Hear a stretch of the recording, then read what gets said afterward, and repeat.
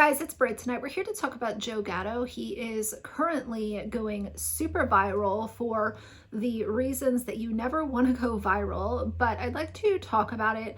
I consider myself a huge fan of Impractical Jokers. I constantly watch the reruns, and it's just kind of something that for years has played in the background if I want some background noise or, watching TV at bedtime, whatever it is. I've seen the episodes multiple different times, and yeah, what's happened or what's allegedly happened with him is pretty crazy, but we're going to talk about it. So if you're interested, please keep watching.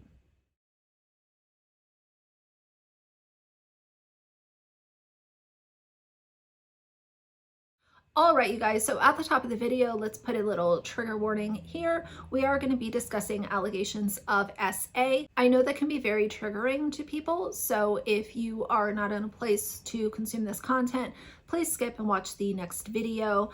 But I want to put that out there for anyone who this could be upsetting to. All right, you guys, so if you know the show Impractical Jokers, you definitely know of Joe. He was one of the 4 castmates. He did end up leaving his position with the show, but he was definitely one of the favorites to a lot of people. I know that I really liked his skits when he would be involved in stuff, and so many random little things that he would do in the show would just make me cackle. Let's go to the article that Newsweek has published, and of course I will have it linked down below in case you all want to see it for yourselves. It says, Joe Gatto of the prank show Impractical Jokers has been accused of SA by a woman who goes by the name Juicy B online. Is it Josie B or Josie? Juicy? I don't know.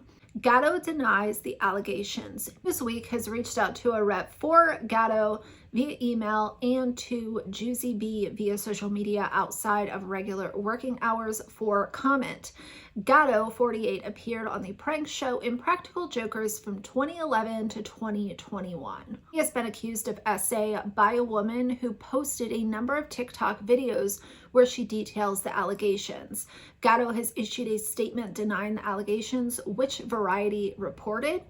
Gatto said that he used poor judgment, but that anyone who knows me at all knows full well that I would not A anyone.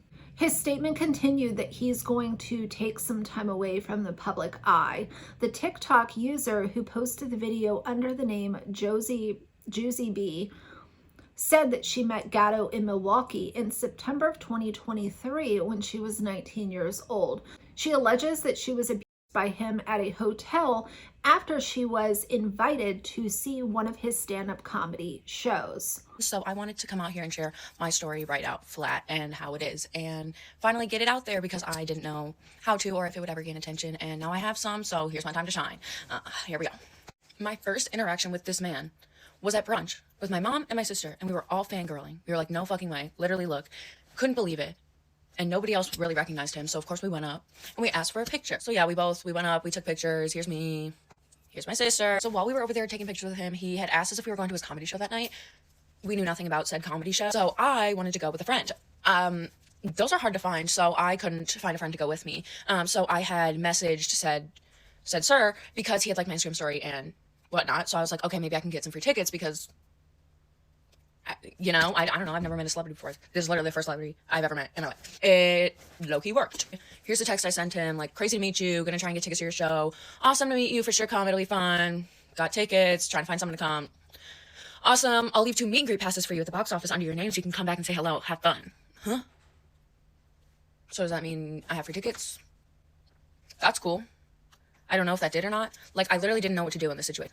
I'm like getting the tickets, whatnot, planning to go to the show. I do go to the show. It was fun. Like, I was so excited. This was the first comedy show I'd ever been to, the first famous person, and this, like, actual famous person I liked and was gonna be funny. Like, I felt safe going to the show. Like, I've been to this theater a million times before. I go, and I'm waiting in line, and I'm, like, trying to go to get to the box office, tell someone my name so I can get these, whatever. And nobody's really believing me. It was kind of this whole thing. And then they finally did, and there was a whole sticky note with my name, like, blah, blah, blah. It was fun, whatever. I did the meet and greet at the end, and I was by myself, so all these ladies let me skip to the head of the line, so I didn't have to wait behind all these, like, families trying to meet this dude. So here's the one.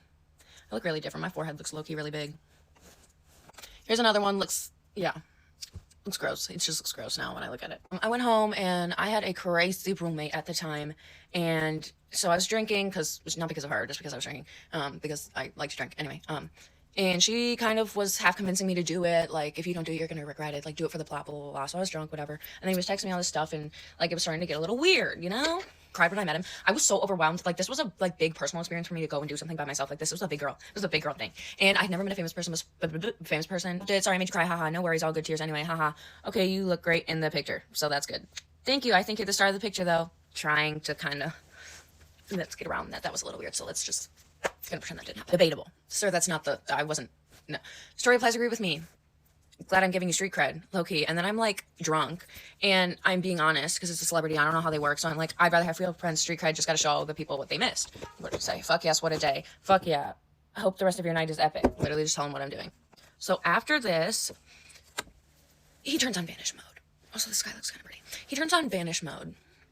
So I didn't get much of that, and I was drunk, and crazy roommate, so... doesn't make the best combination, but I did get the one screen or like picture of my phone of him on vanish mode texting me the instructions to get to his hotel room. Ubered to the hotel. Like, he was giving me these weird instructions. Like, I was like thinking I was gonna be like a stealth, like spy mode at this point.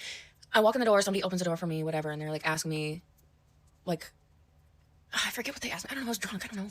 Somebody led me to the elevator, and somebody was on the elevator with me and pressed the button. And then I have pictures in the outside the elevator, like in the waiting area to go down the hallway. It was the weirdest, like, long, like, I don't know if it was a U shape, but it was like a super long, curvy, hold on. So this is me in the elevator, fancy ass elevator. Me like, what the fuck's going on? Well, I also have like the timestamp down here. I wanted to show that. This is how late it was. This is, I think, when I left. But it was this big ass area. Also, I like this cone. That's kind of funny. But yeah, then, some stuff happened. I don't want to go into the details about everything, but, I'm not going to show the picture that I posted on my account before of moi, but it just, like, the things he said, and, like, he was bragging, like, about things, and just was, it was just, I don't want any girl to feel like that, and to have, don't meet your stars. He wasn't my star, but, like, don't dig your foot where it doesn't belong. She posted multiple videos on TikTok about Gatto where she details the alleged assault. She alleges in one of the videos, I got SA'd by Joe Gatto. She added that she had been talking about her experience for over a year and had not expected that it would go viral. As a side note, I'm not sure in what world you come out with these kinds of allegations about somebody that even is like a C-list celebrity and expect it to not go viral. I think that most people would kind of expect the exact opposite. These videos have amassed millions of views online, with one post receiving over 20 million views as of press time. She says in the video that she did not want to go into the details about everything, but that she did not want any girl to feel the way she claims Gatto made her feel. She posted photos of a bruise, which she alleged the star caused by his teeth. Gatto was involved in Impractical Jokers until 2021. He shared a statement on Instagram in January of that year that he was announcing his departure from the show. He also went through a separation period with his wife during this period of time, but they did reconcile in September of 2023. I want to read his full statement just for context. He said, I have used poor judgment and as a result have violated the trust of people I love most. But anyone who knows me knows full well that I wouldn't A anyone. Working on myself is an ongoing process, and I am now going to take some time away from the public eye to focus my energies where I need to. Now, his solo stand-up shows have also been postponed because of these allegations coming out, which I think most of us could expect that something like this is going viral, and if someone has live shows coming up, I don't think that they would necessarily fulfill those obligations with this also happening. Now, one of the issues for this TikTok user, Josie B, that went viral with these allegations is that now there are screenshots going around of allegedly her admitting that she didn't mean half of it and talking about using a very derogatory term towards fans of Impractical Jokers. I'll include those for context. I'll be really honest. I don't really know how to feel about this. I think that there are some really fair questions surrounding this. I also think that there are a lot of concerns surrounding this that are also very valid. I'm going to continue to watch this, but I would like to know from y'all, how do you feel about this? There are a lot of people saying, you know, why weren't the police involved? A lot of people saying, you know, obviously it's the age-old argument of, oh, you're doing this for clout, you're doing this for clicks. I'm not on that side, but I also would like for some more time to unfold, and I want to see kind of how this goes. I will do an update, but most importantly, I would like to hear from y'all. How do you feel about these allegations? Do you know of Impractical Jokers? Do you feel like this makes sense? Do you feel like it doesn't make sense? Like, here's my thing. I'm not ever parasocially connected to anyone that I consume their content, whether it's Impractical Jokers or some random person on YouTube. I'm not ever going to allow my admiration for them as a content creator to cloud me reacting to something like this. But it's still very new. We'll see what happens. But as always, I want to hear what y'all have to say. So for now, if you liked the video, please leave a like and a comment.